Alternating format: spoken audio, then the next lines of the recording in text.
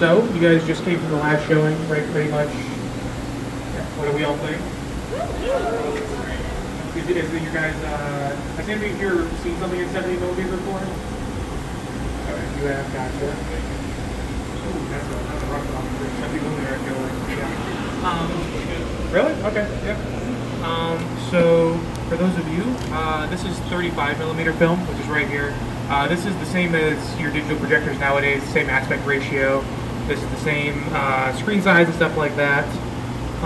This is 70 millimeter film. This is what you guys just saw. So it's a little bit of a wider screen. The lenses on these things give it kind of that wider feel. Not a lot of movies do 70 millimeter. Really, it's the big epics that get them, like the Odyssey. Oppenheimer got it a couple years ago, kind of kickstarted this whole thing. But yeah, so what you're seeing in front of you is two twin Century JJ 70 millimeter and 35 millimeter capable projectors.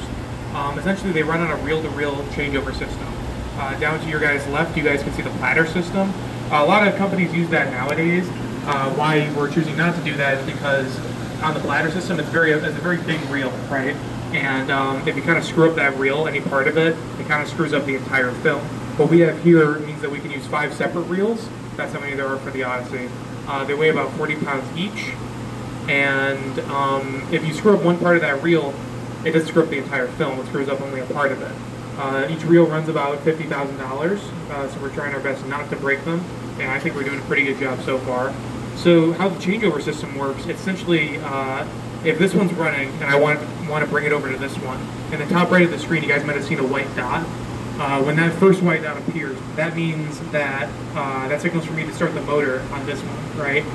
When the motor starts running, it's going to run some kind of nothing film, right? It's clear, you don't see anything on the screen, and then about 8 seconds later, it's going to flash another white dot. That one's going to signal for me to hit the changeover switch, which essentially is a guillotine that cuts the light from this one and then brings it over to this one, right? And then if we do our jobs really, really, really well, you guys don't notice a thing, but it's very hard to do that.